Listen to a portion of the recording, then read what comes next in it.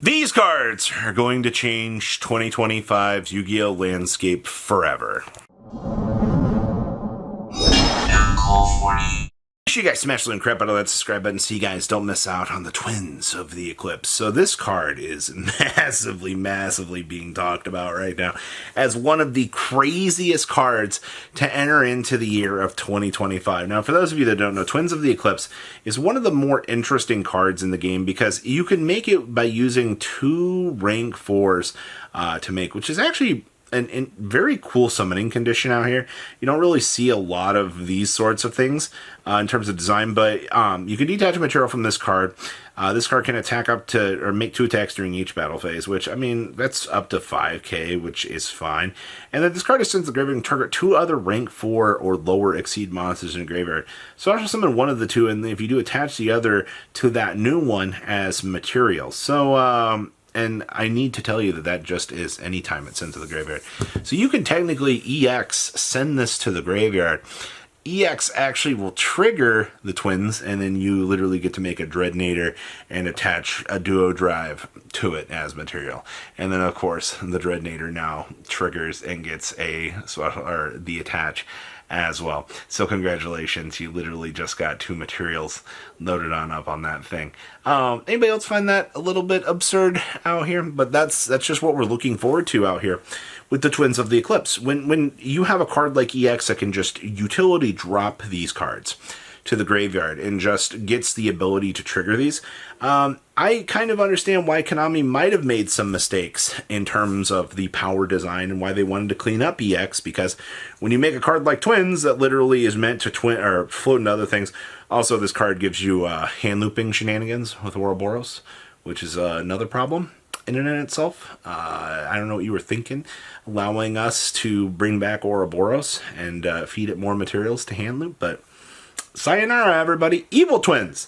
I have never ever did I think that I would see people out here be so excited for this new Evil Twins support. Like, I did not realize how much of a fan favorite deck Twins were. Now, when you make a, I mean, everybody thought Lilla was the real one when we got the alt arts. Everybody was super excited for that. You could definitely tell who the real fan favorite is now, because they made Kishisakill literally into a Maxi, which you literally just send a copy of Lilla. I mean, one Kishisakill monster turns into this new Kishisakill Link 1.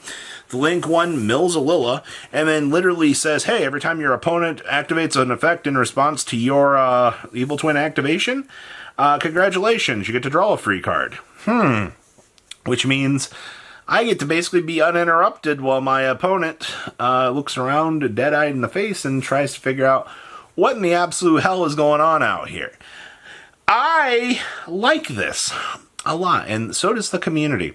I don't know if it's going to be enough to put the deck up on the pedestal, but you know, in terms of power, when you make a card that literally says draw, not limited to once per turn on the number of uses for it, that's a problem. Now, obviously, you can still only link summon the Kishisakill once, so you're not going to be out here getting this free, you know, free chicken tendies at every single turn, but it's enough that the excitement is there and we get to explore some possibilities of new card design in the future. I've talked a little bit about that, and I'm excited to see if Konami's going to make more utility options like this, where you're able to cash in on getting all these free cards off of your opponent trying to respond to your effects.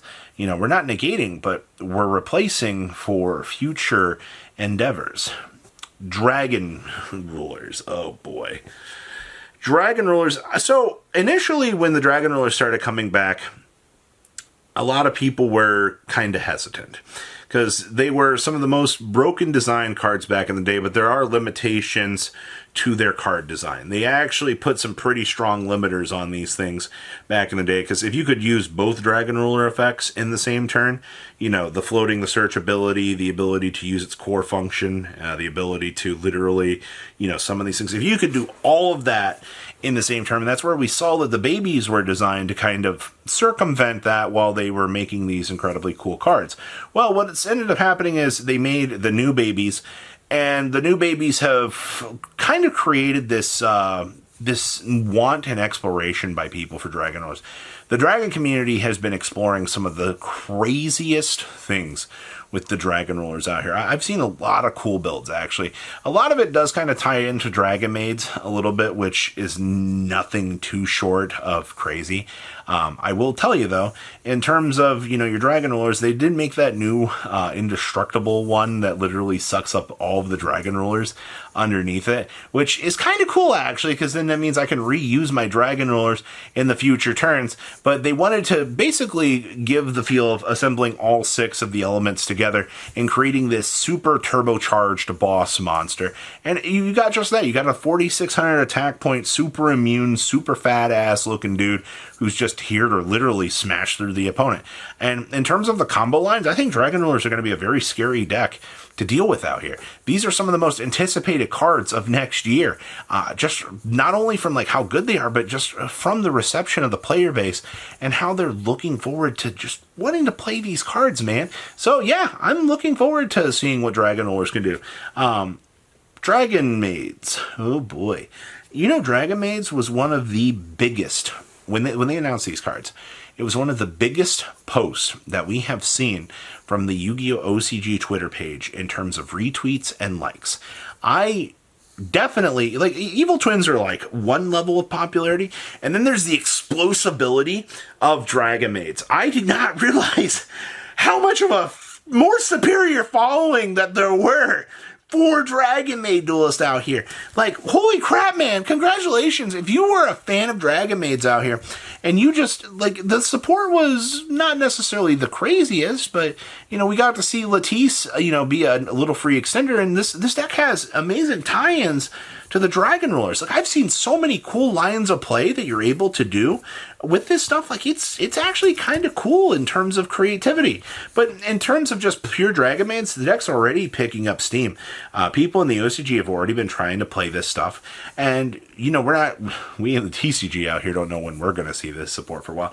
But 2 cards was all it took to re-give and reignite this love for a deck. And I think in terms of Dragon Maids, basically, my friend described it best to me. You start like this infinite Congo line of gals. All right, and then all these girls are they're going to keep coming down in the dragon forms. You're going to start this little loop of infinite beat sticks, and your opponent's going to kind of be forced to look at you and go, how am I supposed to deal with this, duelist? What's going on with this wall that's recurring out here? And that's kind of Dragon Maid's special is, a couple of battle phases, and you've got basically infinite resources being generated out here. So dragons are some of the biggest hype coming in to next year out here. Strictly because big, strong dragons, big, cute dragon waifus, and then there's Ancient Fairy Life Dragon out here. Now, the reason why I'm putting AFLD on here, I think AFLD checks the marks to be a completely generic card. Because you get a free draw, but there's the synergy that this card is being created right now with Blue Eyes. We've recently learned that you can bring this thing out off of Spirit Dragon, and this stupid thing gets to attack from defense mode. Guess what Ancient Fairy Life Dragon wants to do? It wants to summon it summons them in defense mode. So you're telling me I get this 3,300 defense point monster that can attack from defense mode. Ah, yes, I too love the interactions with this.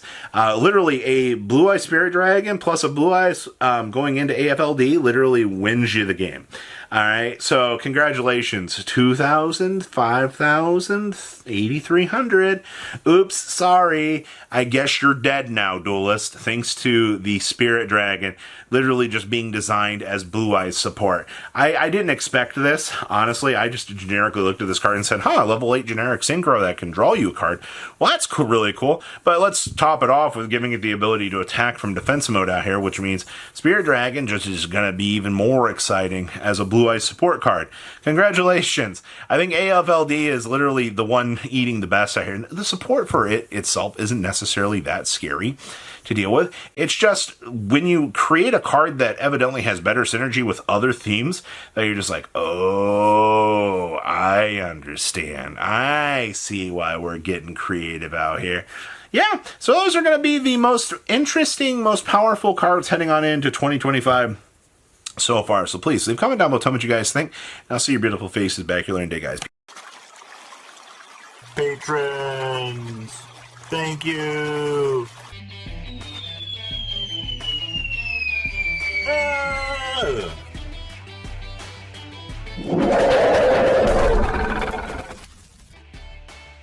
Thank you so much for watching. Check out these other videos.